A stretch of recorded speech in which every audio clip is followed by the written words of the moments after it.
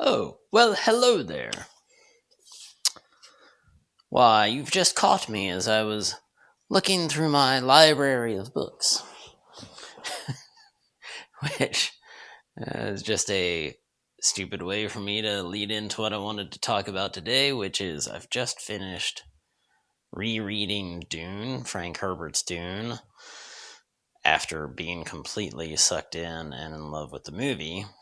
I was like, I need to revisit this, and it's a commitment because it's insanely long. But the beauty of audio is that I can listen to it while I'm doing dishes, or I can listen to it in the car, or you know how audio works. Um, so con- I just wanted to take a minute and talk about that for a sec. We're actually, as a family, we are headed out for a big summer trip. We've got a group of families that have been getting together. Some of us for almost 30 years now, every summer. Now it's 4 families, 13 children, 2 weeks at the beach in South Carolina. It's a pretty amazing time with people I love and truly care about. But we've got a lot of prep and everything to do to get ready for that trip. And of course, there's juggling kid activities between now and then, and juggling work responsibilities and all the stuff that you do before you go on vacation. You know what that's all about. So I thought I would keep it short, talk about Dune, because it's been 30 years, 40 years, probably 35 years or so since, no, I was a teenager, let's say, when I last read that book. So, maybe 30-ish years ago. Anyway, my age aside, it's been a long time since I read that book, but I freaking loved the new Dune movie, and I'm really stoked that they're coming out. I'm keeping my fingers crossed that the second one is going to be as good as the first, but it made me realize that I wanted to revisit that since I haven't read it in so long.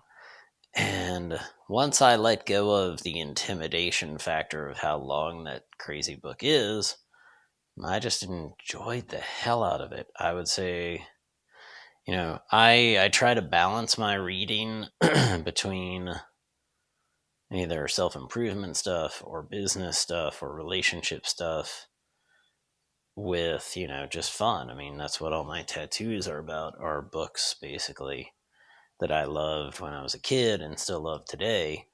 And I would say explore that. If you haven't, what's the horrible statistic of the percentage of people that once they're out of school never again pick up a book again in their lives? It's some just painfully high percentage of people that never read a book again, and I just find that horrible. I find that really tragic. Reading has been a crucial part of my sort of development of my imagination. Like as a kid, I spent a lot of time. We lived out in the country, and I had friends and stuff, but of course they all lived in town. I spent a lot of time by myself, and I spent a lot of time. I started with comic books. I spent a lot of time reading science fiction and fantasy and kind of anything I could get my hands on.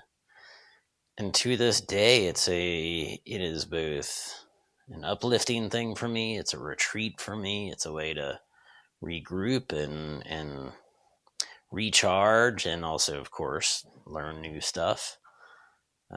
Learn about myself, learn about business, learn about relationships, marriage, all that kind of thing. So I wanted to go back to Dune because I remember being blown away by it as a teenager, and I was blown away by the movie, and I was like, instead of being intimidated by its length, I'm just going to put it on whenever I have a chance and listen to it. Of course, also put it on about 1.5 speed, since that's the rate that I tend to listen to stuff on audio these days. Makes it that helps a little bit with a book that long. So I would say if you, I don't know, maybe for you it's the Bible, maybe for you it's the Quran, maybe for you it's Stephen King, maybe it's something deep and meaningful. excuse me, maybe it's whatever it is. Doesn't matter what it is. You do you. Find a book. Pick it up. Or do what I do, which is I do everything, not everything. I've still got real books, but uh, do it on audio or do it. You can do that. What is it? Whisper Sync or whatever, where you cross over from Kindle to audio to Audible. That's an awesome way to do it. If you, like me, it's really frustrating sometimes when listening out loud would be rude or inappropriate and I don't have headphones or earbuds and I'll just read wherever I left off. So it's a great way forward. So find a book. Dune's if you haven't read a book in a while, Dune may not be the place to start. That's a bit of a high intimidation factor with that thing. It's a brick. I'm now delving into the second Dune book, and I may have to step away for a little bit. But anyway, read something. Go find something. Hell, go online.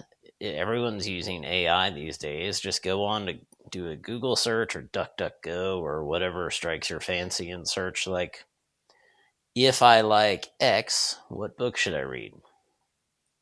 So get out there, get off a screen, go listen to / read a book.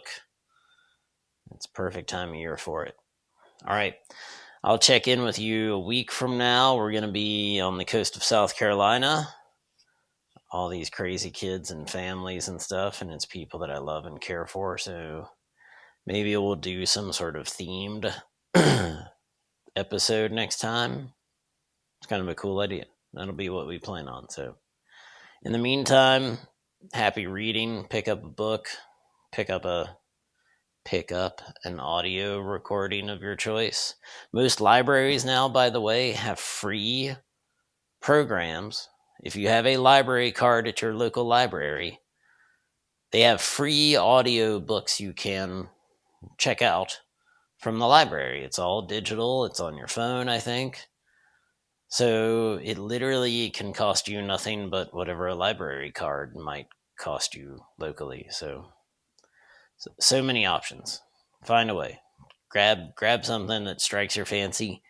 If it doesn't strike your fancy, put it down. Go get something else. Ask a friend what they recommend. Look online, but get some words into your brain.